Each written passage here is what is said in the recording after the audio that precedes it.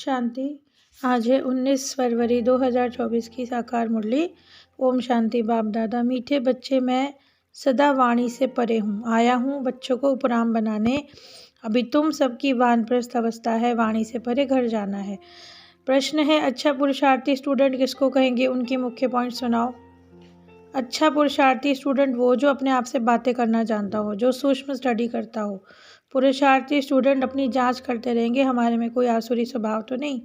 दैवी गुण कहाँ तक धारण किए, अपना रजिस्टर रखते हैं। भाई भाई की दृष्टि सदा रहती है, क्रिमिनल ख्यालात तो नहीं चलते हैं। ओम शांति। रूहानी बच्चों प्रति जो भी वाणी से परे जाने के लिए पुरुषार्थ कर रहे हैं, जो हम सभी आत्माओं का घर है, तो बाबा कहते हैं कि इसीलिए तो तुम्हें इस देह और देह के संबंधों से उपराम होना है, क्योंकि अच्छी दुनिया है। अब वापस जाना है पावन बनना के अपने आप को, क्योंकि पावन दुनिया में जाना है तो अंदर विचार सागर मंथन करना चाहिए, क्योंकि हम अपने दिल से ये शरीर छोड़कर अपने घर जाकर फिर नए पवित्र संबंध नई दुनिया में आएंगे। बाप कहते हैं छोटे बड़े बूढ़े सबको चलना है, नई दुनिया के संबंध में आना है। घड़ी घड़ी बुद्धि में आना चाहिए कि घर जाने के लिए तैयारी कर रहे हैं, क्योंकि अभी जो ईश्वर अर्थ करते हैं वही पद्मापति बनते हैं।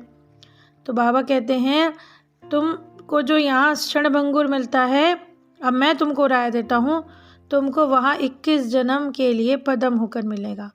तो इतनी मेहनत करनी भी चाहिए, क्योंकि ये छीछी दुनिया, पुराना शरीर छोड़ना, तो पुराना मित्र संबंधी कुछ भी याद नहीं आना चाहिए। तुम कहते ही तो हो अंत्यकाल जो श्री सिमरे, इसीलिए बाप को फॉलो करना चाहिए। ऐसे नहीं कि बाबा बूढ़ा है तब समझते थे कि शरीर छोड़ना है, हम सब बूढ़े हैं। ऐसा नहीं सोचना कि अभी हम जवान हैं, अभी तो हमारे पास बहुत टाइम है। फिर जितना पीछे का पार्ट होगा फिर शरीर धारण करके पार्ट बजाते हैं, तो मतलब हमें अभी ही करना है पुरुषार्थ। पिछाड़ी में आने वालों के तो पाप क्या ही और आए गए, बाकी मोक्ष तो किसी को मिलता ही नहीं।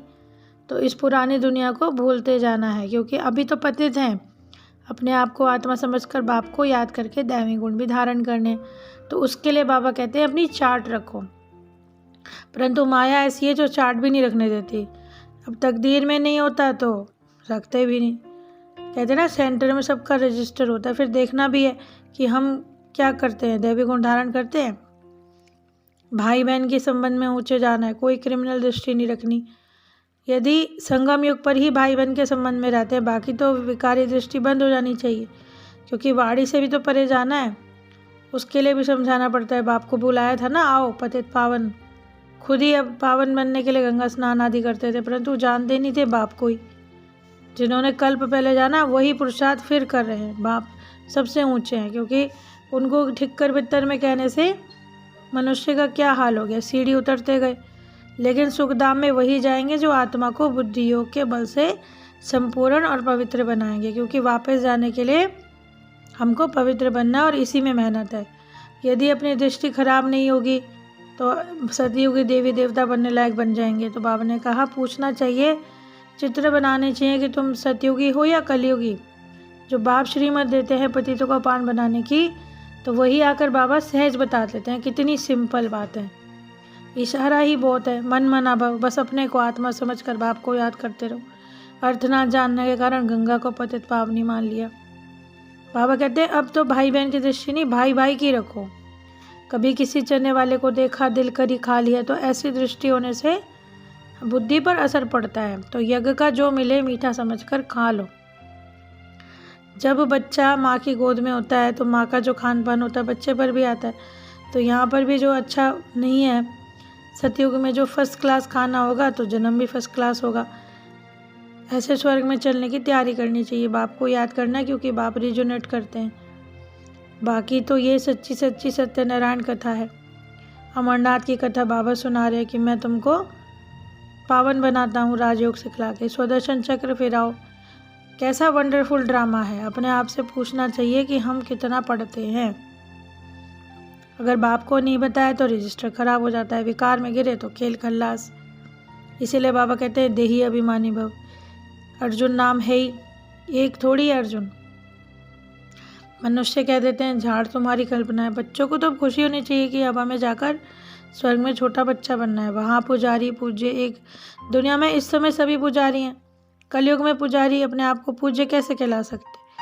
पावन बनना है तो बाप को याद करना पड़े, फिर बाबा याद प्यार देते हैं। मीठे मीठे से खिले दे बच्चों प्रति माता पिता बाप दादा का याद प्यार। Good morning. रूहानी बाप की रूहानी बच्चों को नमस्ते।